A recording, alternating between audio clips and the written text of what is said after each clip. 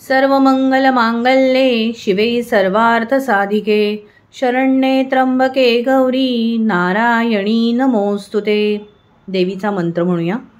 पिंडच प्रवरारूढा चंडकोपास्त्रकैर्युता प्रसादं तनुते मह्यं चंद्रघंटेति विश्रुता।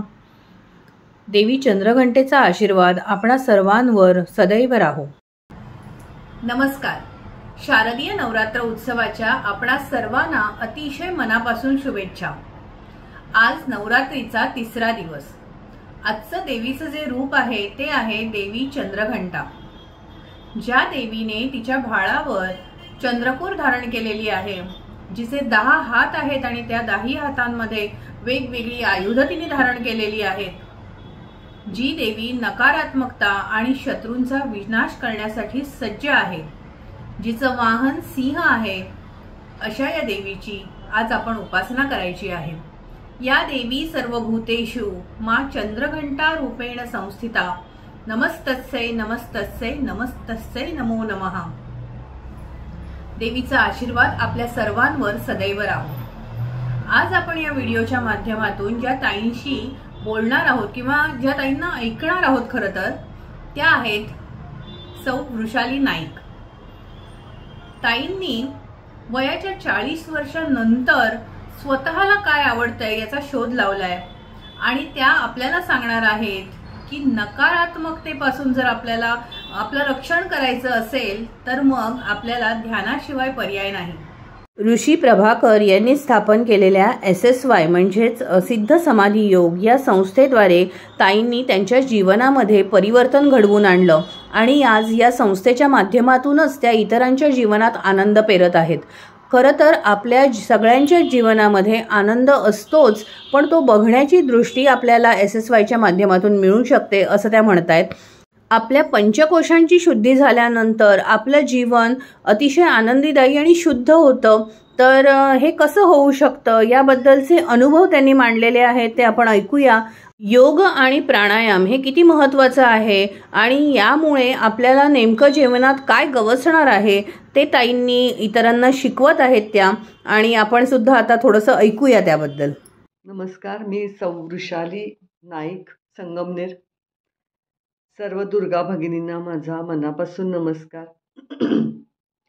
प्रत्येक स्त्री, प्रत्येक दुर्गा ही अद्भुत अशा शक्तींनी भरलेली आहे, कारण हे निसर्गानेच मान्य केलं आहे। कसं तर मातृत्वाचा अधिकार हा फक्त आणि फक्त स्त्रीलाच दिलेला आहे निसर्गाने। यावरून हे सिद्ध होतं की इतकी महत्त्वाची जबाबदारी मातृत्वाची ही आपल्या स्त्रीलाच ही दिलेली आहे। आज मला माता भगिनींना हेच सांगायचं आहे की प्रत्येकाला हे जीवन आपल्याला जे अनमोल असं मिळालेलं आहे ते आपल्या मनासारखं घडवण्याचा आणि ते आनंदाने जगण्याचा अधिकार आहे। खरं तर मला वाटतं की प्रत्येकानं आपली जबाबदारी ही आपणच घ्यायला पाहिजे, आणि नाही घेतली तर आपल्या जे वाट्याला येतंय ते हसतपणे स्वीकारलं पाहिजे। म्हणजे आता काही वर्षापूर्वी, म्हणजे 30 वर्षापूर्वी जर मला असं विचारलं असतं कुणी, तर हे माझं मत नव्हतं। मी पण इतरांसारखं इतरांना बोट दाखवलं असतं की ह्यांच्यामुळे मला असं जगावं लागतंय किंवा त्यांच्यामुळे मला हे मिळालेलं नाही। परंतु आता ती परिस्थिती अशी नाही आहे। 30 वर्षापूर्वी असं काहीतरी माझ्या आयुष्यामध्ये घडलं किंवा आलं की ज्यामुळे माझं हे मत झालं आणि मी पूर्ण खाडकन जागी झाले। माझ्यामध्ये जी शक्ती आहे किंवा जाणीव आहे ती जागृत झाली, आणि त्यामुळे मी आता त्या मरगळीला झटकून आजपर्यंत उत्साही, आनंदी, प्रसन्न असा अनुभव करते आहे। तर असं काय घडलं बरं की ज्यामुळे मला ही जाणीव झाली? ऐकायचं आहे काय तुम्हाला? की तुम्हाला पण हे लक्षात येईल की आपल्याला पण मिळू शकतं हे। तर ऐका। मी MA BEd आहे आणि सर्वसामान्य एखाद्या मुलीप्रमाणे माझं शिक्षण झालं आणि लगेच नोकरी पण लागली एका कॉलेजमध्ये, लेक्चररशिप, आणि त्याच वर्षी लग्न पण झालं। त्यामुळे मला ती नोकरी सोडावी लागली आणि पुण्यामध्ये मी आले। पुण्यामध्ये माझे मिस्टर MBBS आहेत, त्यांचे जनरल प्रॅक्टिस आहे किंवा होती, आणि छान आमचा संसार सुरू होता. उणीव कशाचीच नव्हती. अ, संसारामध्ये 2 मुलांची भर पडली. 1 मुलगा, 1 मुलगी असं चौकोनी कुटुंब आमचं सगळं छान चालू होतं. परंतु तरीही उत्साह असा नव्हता किंवा सांगण्यासारखं विशेष काहीच नव्हतं. तर अशाच एका वर्षी 96 साली मला SSY सिद्ध समाधी योग करण्याचा अ, योग आला. माझ्या मिस्टरांनी 2 वर्ष आधीच तो केलेला होता 94ला. त्यांना खूप भारावून गेले होते आणि मला पण ते कर म्हणून मागे लागले होते. परंतु अ, मी ते टाळत राहिले आणि तरी 2 वर्षानंतर निदान चला काय आहे बघूया तरी म्हणून मी करायला तो घेतला. ते केल्यानंतर मग मात्र पूर्णपणे मी बदलून गेले. माझी मन मनस्थिती बदलली. माझी शरीरावर, मनावर दोन्ही पातळीवर याचा परिणाम झाला. एक अद्भुत अशी दृष्टी मी किती सुंदर आहे आणि जग किती सुंदर आहे, या दोन्ही गोष्टींचा उलगडा मला झाला. मी माझ्या मुलांसाठी एक नवीन आई बनले, की ज्यांच्यामध्ये खूप असा अ, दरी न राहता खूप आपलेपणा आला. मुलं माझ्या अधिक जवळ आली किंवा आमचं नवरा-बायकोचं नातं अधिक घट्ट झालं. माझे सगळे नातेवाईक अधिक मला चांगल्या प्रकारे कळायला लागले. शेजारी असतील, समाजातल्या व्यक्ती असतील. खूप मी सामाजिक एक सोशल व्यक्ती झाले. त्याच्या आधी फक्त मी आणि माझं घर एवढंच माझं अस्तित्व किंवा मर्यादित संकुचित असं कुटुंब होतं. परंतु व्याप्ती आता खूप वाढली. मी स्वतः माझं जीवन घडवू शकते. माझ्या कुटुंबाला मी अ, घडवू शकते आणि इतकंच नाही तर समाजासाठी पण मी काहीतरी देणं लागतं. ही व्यापक जाणीव मला त्याच्यामुळे मिळाली आणि मी स्वतःला अपडेट करायला सुरुवात केली. खूप काही शिकण्याची प्रवृत्ती वाढली. मला जे आधी शक्य नव्हतं किंवा मला काय आवडतंय हेच मला माहिती नव्हतं. तर वयाच्या 40शी नंतर मला कळलं, की मला योगा, खेळ किंवा वेगळे-वेगळे व्यायाम प्रकार हे आवडतात. तर ते मी शिकायला सुरुवात केली. अ, योगाचा आणि नॅचरोपॅथीचा एक डिप्लोमा केला. त्याच्यानंतर जिम इन्स्ट्रक्टर आणि एरोबिक्स यासारख्या कोर्सेसना मी नाव घातलं आणि अगदी माझ्या मुलीच्या वयाच्या मुलींच्या बरोबर मी शिकले ते आणि त्याच्यासाठी काम पण केलं. काही वर्ष जिममध्ये नोकरी केली आणि एक वेगळा-आगळा अनुभव यायला लागला मला. खूप ट्रेकिंग केलं, पदयात्रा केल्या आणि महत्त्वाचं म्हणजे नर्मदा परिक्रमा जी माझ्या आयुष्यातली अत्यंत अभिमानास्पद आणि एक अद्भुत असा अनुभव देणारी परिक्रमा जी 108 दिवसांची होती. की ज्याच्यामध्ये मी पैसे नेले नव्हते, मोबाईल नव्हता आणि अ, अ, हा प्रवास पूर्ण 108 दिवसांचा तो पार पडला. अगदीच आरामात, सुखद. मैयाने खूप काळजी घेतली. तो अनुभव एक वेगळा आहे. त्याचा एक वेगळा अनुभव किंवा व्हिडिओ मला काढावा लागेल त्याच्यासाठी. तर अशी मी त्या SSYच्या प्रोग्रामनंतर बदलले आणि हे सगळे फायदे किंवा सगळं विचारात घेऊन बदललेल्या गोष्टी मी आणि माझे मिस्टर पूर्ण भारावून गेलो होतो आणि त्याच्यानंतर आम्ही दोघांनीही ठरवलं, की आता आपल्याला जे मिळाले, आपल्या कुटुंबाला जे मिळाले ते आपण इतरांना पण द्यायचं. त्याच्यासाठी पूर्ण वाहून घ्यायचं आणि म्हणून मग आम्ही आमच्या छोट्याशा 2 मुलांना घेऊन श्रीरामपूरला नगर जिल्ह्यामध्ये अननोन अगदी ठिकाण काहीच माहिती नव्हतं. असंच एका ठिकाणी जायचं म्हणून श्रीरामपूरला येऊन धडकलो आणि पूर्ण दवाखाना पण बंद केला. एक आगळं-वेगळं जीवन आता आम्ही जगणार होतो आणि 99 साली ते सुरू केलं आणि गुरुजी ऋषी प्रभाकरजी हे आमचे गुरु होते. गुरुजी आहेत आणि त्यांच्या नुसार त्यांनी जे सांगितलं ते सगळं आम्ही अंमलात आणलं. आमची जीवन पद्धती सगळी बदलली आणि त्या पद्धतीप्रमाणे आम्ही जगणं सुरू केलं आणि आजपर्यंत आता ते जीवन चालू आहे. कधीच मागे वळून बघितलं नाही. या प्रवासामध्ये खूप छान अनुभव आले, खूप चांगले लोक भेटले, अडचणी पण आल्या, पण त्याच्याबरोबर ती शक्ती पण आली आणि हा 26 वर्षांचा प्रवास जो आहे पुणं सोडल्यानंतरचा, तर तो आजतागायत सुरू आहे.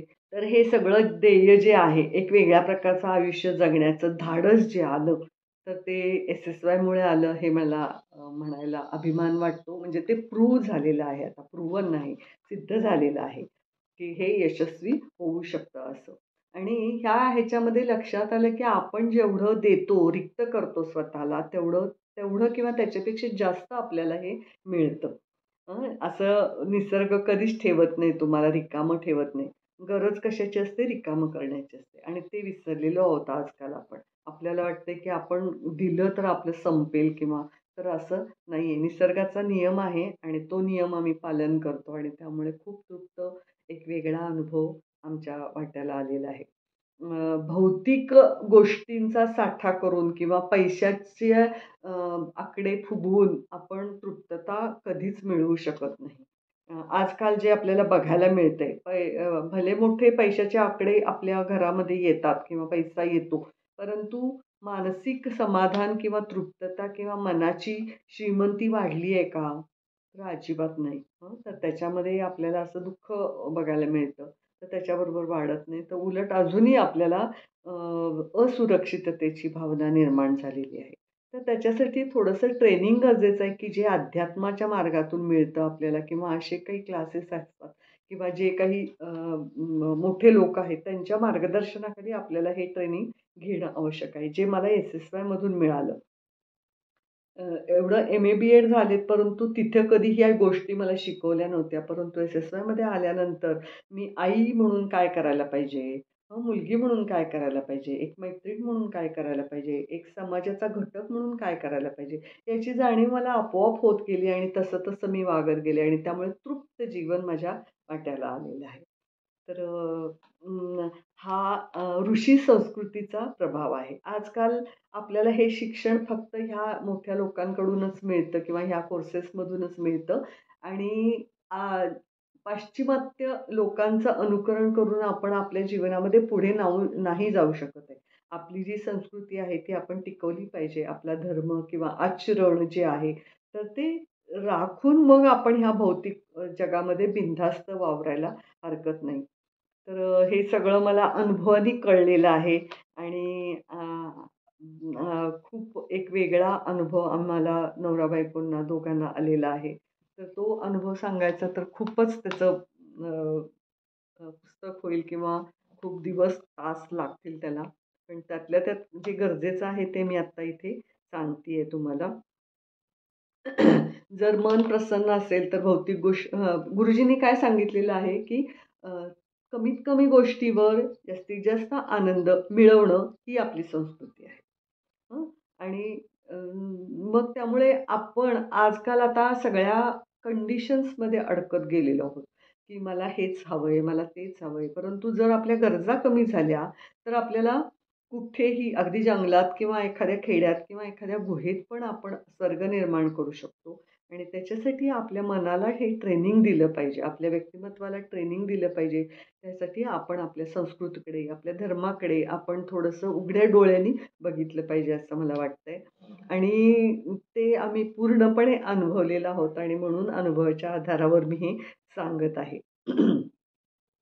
तर व्यक्तीचं व्यक्तिमत्व जे आहे, तर ते कसं बनतं ह्याचा एक छोटासा विषय आज मी तुमच्यापुढे मांडणार आहे. आणि तो आहे म्हणजे पंचकोश. या पंचकोशांनी आपलं व्यक्तिमत्व बनत असतं. या पंचकोशांची जर आपण शुद्धी केली, तर आपला व्यक्तिमत्व विकास हा शक्य आहे. तर हे कुठले कुठले कोश आहेत हे आधी समजून घ्यायचं आणि आपण कसे काय बदल करायला पाहिजेत ते पण तुम्हाला लक्षात येईल. तर त्याच्यापैकी पहिला जो कोश आहे, तर तो अन्नमय कोश. अन्न आपण का खातो? तर आपल्याला शरीराला पोषण मिळण्यासाठी, शक्ती येण्यासाठी. तर आजकाल ते होतंय का? हे आपण विचारात घेतलं पाहिजे. आणि तसं जर होत नसेल, तर गरज आहे की आपला अन्नाचा आपण जो वापर करतोय किंवा जे अन्न घेतोय ते बदलण्याची गरज आहे. आणि ते जर तसं घेत नसू, तर साहजिकच आपल्याला त्रास होणार आहे. उदाहरण द्यायचं झालं तर आपल्याला मशीनचं देता येईल किंवा एखाद्या डिझेलच्या मशीनमध्ये किंवा गाडीमध्ये जर आपण पेट्रोल भरलं किंवा रॉकेल भरलं, तर काय होणार आहे? अर्थातच ती गाडी खराब होईल, मशीन खराब होईल, इंजिन खराब होईल त्याचं. तर तेच आपलं झालंय ना. आपली जी सिस्टीम आहे, तर ती सिस्टीम ज्या अन्नासाठी बनलेली आहे, ते अन्न न घालता आपण विपरीत अन्न त्याच्यामध्ये घालत गेलो, तर अर्थातच आपल्याला ते पचवण्यासाठी आपल्या सिस्टीमला त्रास होणार आहे. तर त्यामुळे आजकाल जे त्रास होत आहेत शरीराचे, तर ते आपल्या नको असलेल्या खाण्यामुळे होत आहेत. त्यामुळे काय खायला पाहिजे, काय योग्य, काय अयोग्य हे समजून घेण्यासाठी आपण थोडेसे डोळे उघडले पाहिजेत आणि जे SSYमध्ये पूर्णपणे आपल्याला मार्गदर्शन मिळतं. तर तिथे सांगितलेलं आहे की नैसर्गिक अन्न हे आपल्याला पचायला सोपं असतं, हलकं असतं. त्या अन्नामुळे स्फूर्ती, उत्साह तर येतोच, पण नको असलेलं अतिरिक्त वजन असेल किंवा ॲसिडिटी असेल किंवा बद्धकोष्ठता असेल, या सगळ्यांपासून मुक्ती मिळते आपल्याला किंवा जे मनोकायिक आजार आहेत आपले, तर ते पण काही प्रमाणामध्ये नियंत्रणामध्ये येतात. तर त्यामुळे आपण मग नैसर्गिक अन्न म्हणजे काय कोशिंबिरी जे आजकाल आपण खातो त्याचं प्रमाण फक्त वाढवायचं आहे. सॅलड असेल, कोशिंबिरी असतील किंवा हिरव्या पालेभाज्या असतील किंवा फळं असतील वेगवेगळ्या प्रकारची सीझनमधली आणि ड्रायफ्रुट्स आहेत किंवा मोड आलेली कडधान्य आहेत. अगदी सहजपणे उपलब्ध होणारं फक्त आपण ते आवर्जून त्याचा आहारामध्ये उपयोग केला पाहिजे. आणि मी हे का सांगते तर आम्ही गेले 30 वर्ष आता त्याचं 30 ते 40% सेवन करतोय आणि त्याचा प्रचंड फायदा आम्हाला हा दिसून येतो. तर प्रत्येकाने हा सोपा साधा आहारातला बदल जर केला तर अन्नमय कोश असा शुद्ध व्हायला आपल्याला मदत होते.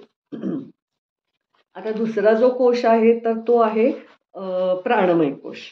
अर्थात त्याच्यासाठी प्राणायाम करणं गरजेचं आहे आणि प्राणायाम म्हणजे काय हे आपल्याला आता सांगायची गरज नाही आहे. रामदेव बाबांचे खूप उपकार आहेत. सगळ्या घराघरापर्यंत प्राणायाम आणि त्याची महती आपल्याला पोहोचवलेली आहे. तर ही प्राणशक्ती आपल्याला जिवंत ठेवते, आपल्या शरीराला उत्साह देते किंवा सगळ्या भागामध्ये एनर्जी राहण्यासाठी ही प्राणशक्ती सगळीकडे समप्रमाणामध्ये पोहोचवणं हे गरजेचं आहे आणि त्याच्यासाठी प्राणायाम केला पाहिजे. प्राणायाम म्हणजे काय? एक नियंत्रित श्वसन, सोप्या भाषेत सांगायचं झालं तर. आणि तो प्राणायाम SSYमध्ये खूप चांगल्या पद्धतीने सोपा आणि सगळ्यांना हितकारक आहे असं शिकवलं जातो. तसंच अन्नामधून पण आपल्याला ही प्राणशक्ती मिळते, पण ते नैसर्गिक अन्न पाहिजे. प्रोसेस्ड अन्न नाही. प्रोसेस केलेलं, तळलेलं, भाजलेलं किंवा हे केलेलं नाही. जसं निसर्गामधून आलंय तसं आपण जर ते खाल्लं, तर आपल्या सिस्टमला ती प्राणशक्ती मिळते, एनर्जी मिळते. तर हा प्राणमय कोश पण आपण शुद्ध केला पाहिजे प्राणायाम करून. तिसरा जो कोश आहे, तर तो मनोमय कोश आहे. मनोमय कोश, मन आपण सगळ्याचा पाया आहे खरं तर तो. आपण शरीरासाठी सगळं करतो. छान कपडे घालतो, दागिने घालतो, छान मालिश वगैरे करतो, अंघोळ करतो. पण मनासाठी काय करतो? किंवा शरीर आजारी पडलं तर त्याला औषध पाणी करतो. पण मन जर आजारी पडलं किंवा मन जर खिन्न असेल किंवा निराश असेल, तर काही करतो का त्याच्यासाठी? नाही. उलट तुला काय झालंय? उठ, कामाला लाग. असं आपण उलट त्या एखाद्या व्यक्तीला म्हणतो. तर तसं दुर्लक्ष करायला नाही पाहिजे. कारण मन हे सगळ्यात महत्त्वाचा भाग आहे आपल्या व्यक्तिमत्त्वाचा आणि त्या मनाला जर आपल्याला फ्रेश ठेवायचं असेल, एनर्जी द्यायची असेल, तर मेडिटेशन हे अत्यंत गरजेचं आहे. आत्ता आजकाल आपण काय असतं, की एखाद्या विशिष्ट गोष्टीमध्ये अडकून बसलेलो असतो. म्हणजे मला अमुकच भाजी पाहिजे किंवा मला हेच ठिकाण आवडतं किंवा मला ही व्यक्ती नाही आवडत आहे किंवा मला ह्याच खोलीमध्ये झोपायचं आहे किंवा हेच गाव आवडतं, हीच भाषा पाहिजे. हे जे असतात ना, तर ते आपल्याला बंधनं आणतात का स्वातंत्र्य देतात? नक्कीच बंधनं आणतात आणि असे जर खूप बंधनं अगदी वयानुसार वाढत जातील, तर आपण अखंड आपल्याच भोवती एक तुरुंग निर्माण करतो. तर ह्या सगळ्या गोष्टीतून बाहेर पडायचं असेल, तर आपल्याला नुसतं कळतं, की हे चांगलं नाहीये, परंतु वळत नाहीये. पण मग वळवायचं असेल, तर आपल्याला मेडिटेशनचा आधार घेतला पाहिजे. मेडिटेशन काय करतं? तर तुमच्या मनाला रिलॅक्स करतं आणि तुम्ही ज्याच्यामध्ये अडकलेला आहात, तर ते सगळी बंधनं हळू गळून पडायला लागतात, कमी व्हायला लागतात आणि आपण एक मुक्त व्यक्ती, एक स्वतंत्र व्यक्ती, मला काहीही चालतं, असलं तरी चालतं, नसलं तरी चालतं. हे किती छान आहे ना? तर अशा पद्धतीने तुम्हाला बनवतं ते आणि हा माझा अनुभव आहे. हे जे मी सांगतेय ना, 5 कोश जे आहेत, तर त्याच्यातून मी सगळ्यातून गेलेली आहे आणि म्हणून मला हे खूप भावतं आणि मी हे सांगतेय. तर सगळ्यापासून तुम्ही मुक्त होता. नको असलेले जे विचार आहेत किंवा प्रसंग आहेत, असंख्य गोष्टी आपण मनात धरून ठेवलेल्या असतात. तर त्या डिलीट झाल्या पाहिजेत की नाही? तर ते डिलीट करण्याचं प्रोसेस जी आहे तर ती मेडिटेशन आहे. SSYमध्ये 15 मिनिटाचं मेडिटेशन आहे. अतिशय साधं, सोपं आणि सगळेजण कुठेही करू शकतात असं मेडिटेशन आहे, जे आम्ही करत आहोत आजपर्यंत गेली 30 वर्ष आणि त्यामुळे हा फायदा आम्हाला मिळालेला आहे आणि त्यामुळे आपण विदाऊट कंडिशन जगायचं कसं हे अ, अ, आपण अनुभवू शकतो आणि परिक्रमेचं रहस्य इथेच आहे. मी म्हटलं ना मगाशी, की SSYमुळे मी ही परिक्रमा करू शकले मैयाची. कारण तिथे कधी मिळतं, कधी नाही मिळत. तर त्याच्यामध्ये तक्रार अजिबात नाही आहे. काही नसलं तरी आपण आनंदाने मार्गक्रमण करू शकतो. मैयाच्या बरोबर आपण राहू शकतो. तर नर्मदा परिक्रमा करण्याच्या आधी पूर्वतयारी काय आहे? तर ह्यातून जाणं आवश्यक आहे असं मला वाटतं, की जो मार्ग सोपा करतो. आणि महत्त्वाचं म्हणजे अनेक व्याधी आहेत आपल्या, ज्या आहे शुगर आहे, बीपी आहे किंवा आर्थरायटिस आहे, अस्थमा आहे. कित्येक वर्ष अस्थमा लहानपणापासून असतो काही जणांना. अल्सर किंवा ॲसिडिटी आणि गॅसेसचा तर त्रास कॉमन झालेला आहे सगळ्यांना. अपचन होतं किंवा पोट साफ होत नाही. हे तर जनरल झालेलं आहे. मग लगेच त्याच्यावर गोळी घ्यायची. पण हे नैसर्गिक नाहीये. जर ह्यातनं तुम्हाला हे काही जंतूंमुळे होणारे आजार नाहीयेत. तर ते आपल्या चुकीच्या जीवन जगण्याच्या पद्धतीमुळे होत आहेत. तर त्याच्यापासून आपल्याला मुक्तता मिळवायची असेल, तर पुन्हा इथे पण आपल्याला हा सगळा आहार, प्राणायाम किंवा मेडिटेशन हे आपल्याला खूप मदत करतं. सगळेच छोटे-छोटे प्रॉब्लेम्सपासून आपण मुक्तता मिळवू शकतो. चौथा जो अ, अ, हे आहे पॉइंट मुद्दा जो आहे तो विज्ञानमय कोश. विज्ञानमय कोश म्हणजे काय? बुद्धीचा वापर. आपण काही करायची वेळ आली तर विचारतो ना, ही गोष्ट का करायची आहे? किंवा कशाला करायची आहे? कुणी करायची आहे? किती करायची आहे? तर हे सगळे च्या बाराखडीतले प्रश्न आपल्याला पडतात आणि जर त्याची उत्तरं व्यवस्थित मिळाली तर आपण ती गोष्ट करतो आणि नाही पटलं तर आपण नाही करत आहे. तर तसं आपल्याला पण SSYमध्ये आल्यानंतर काय होतं, की तिथे सगळ्या प्रश्नांची उत्तरं मिळतात. कच्चं अन्न का खायचं? किंवा प्राणायाम का करायचा? तिथे लेक्चर असतात, गुरुजींचे लेक्चर आहेत, ऑडिओज आहेत आणि त्याच्यामुळे आपल्या विज्ञानमय कोशाची शुद्धी होते किंवा काही प्रश्न आहेत, की द्वारे आपल्याला आपल्याच आयुष्यामध्ये काय घडतंय हे बघण्याची संधी मिळते. आपण त्याच्यावर विचार करतो, त्याचा वापर करतो. काही जीवनविषयक मूल्य जी आहेत, तर त्याचा वापर केल्यामुळे अगदी आठवड्याभरातच जीवन किती छान आहे, किती हलकं वाटायला लागलंय. सगळा गुंता जो डोक्यात आहे, तो कसा मोकळा व्हायला लागलाय, याची प्रचिती आपल्याला येते. आणि त्यामुळे विज्ञानमय कोश हा पण तिथे खुलला जातो किंवा तो स्वच्छ होतो असं म्हणायला हरकत नाही. त्याच्यानंतर शेवटचा जो आहे तो आनंदमय कोश. आनंदमय कोश म्हणजे आजकाल आनंद कधी मिळतो आपल्याला?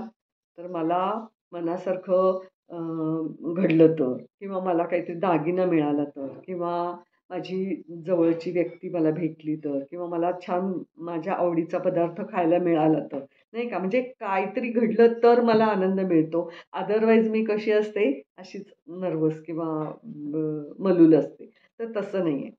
मूळ स्वरूप आपलं आनंदमय आहे आणि ते तसंच ठेवण्यासाठी आपल्याला थोडीशी ट्रेनिंगची गरज आहे, की जी शरीराला, मनाला ट्रेनिंग दिलं जातं आणि त्याच्याखालून आपण गेलो, की सतत आनंदी कसं राहायचं याचं ट्रेनिंग आपण किंवा कारणाशिवाय कसं आनंदी राहायचं याचं ट्रेनिंग आपल्याला इथे मिळतं आणि त्याच्यासाठी तुम्हाला छोटे-छोटे गोष्ट तुम्ही आत्ता पण करू शकता, की जसं काही खेळ आहे.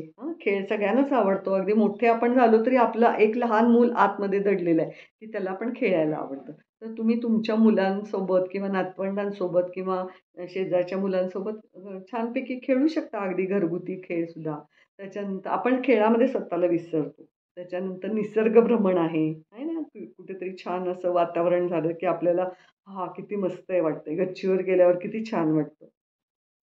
तर ही दृष्टी उघडली पाहिजे. काही म्युझिक ऐकलं तर छान शास्त्रीय म्युझिक असेल किंवा भावगीतं असतील, भक्तिगीतं असतील, त्याच्यामध्ये आनंद मिळतो किंवा भजनं असतील, तर त्याच्यावर आपल्याला ठेका द्यावासा वाटतो. तर ते उत्स्फूर्त आहे, नैसर्गिक आहे.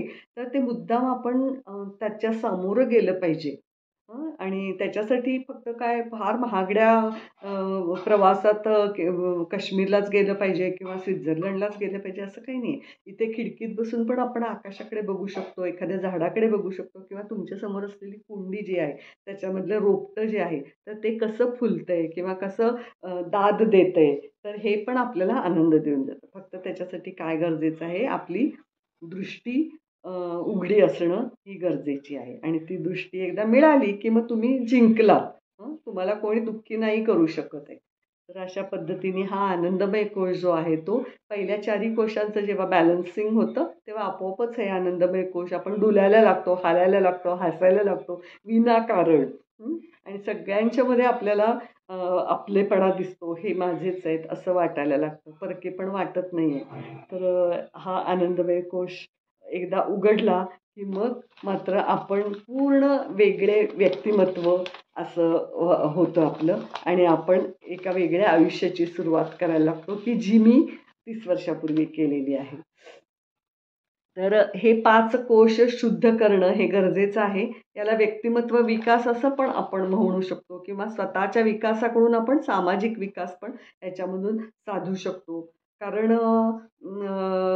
हे करत असताना आमचं आयुष्य तर उजळून निघालंच, परंतु जाता जाता हजारो लोकांच्या पर्यंत आम्ही जाऊन पोचलो. हजारो लोकांच्या घरापर्यंत जाऊन पोचलो.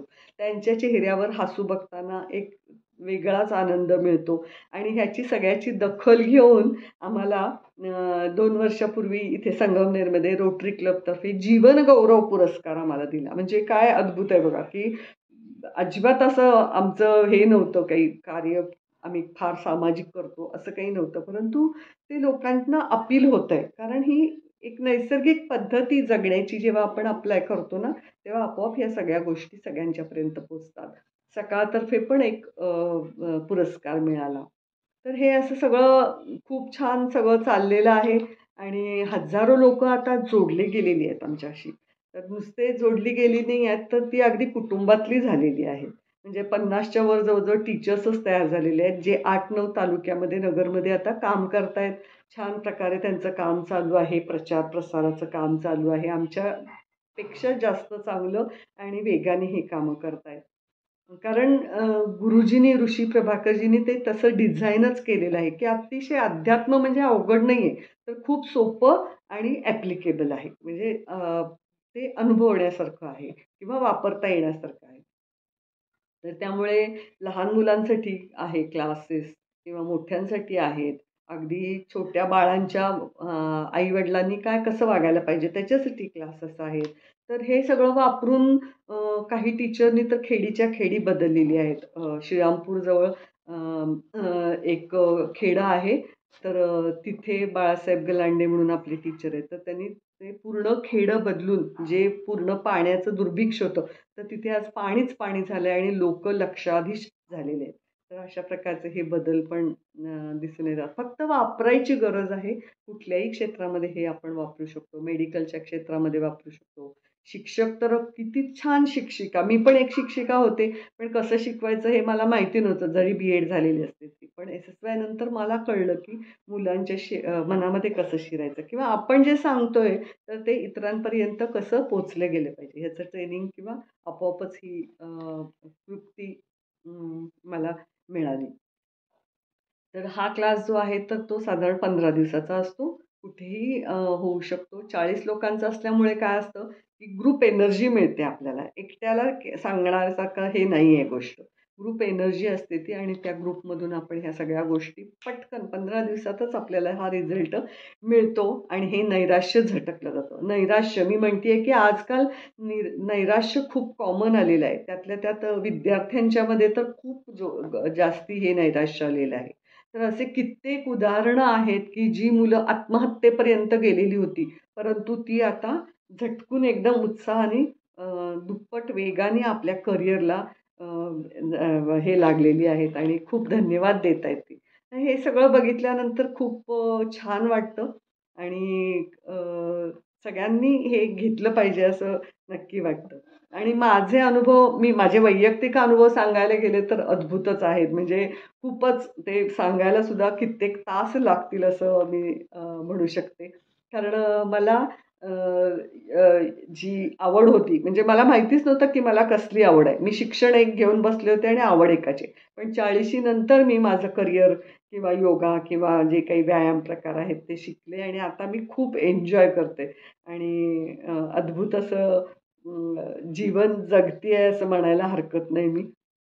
आणि त्यातली परिक्रमा ही तुम्हाला सांगायला हरकतच नाही. खूप कठीण आहे अशी, परंतु ती मैयाने करून घेतली आणि सहज घडलं ते, सहज अगदी. तर ते पण अशक्य होतं SSY शिवाय करणं, पण ते माझ्या हातून घडलं. मी स्वतःला त्याच्याबद्दल खूप भाग्यवान समजते आणि हा आमच्या नवरा-बायकोंचा जो अनुभव आहे ना, तर त्याच्यातून हे सिद्ध होतंय, की आपण जेवढं देत जातो, तेवढं ते परत मिळतं किंवा त्याच्यापेक्षा जास्त परत मिळतं. निसर्ग बिलकुल अन्याय करत नाही.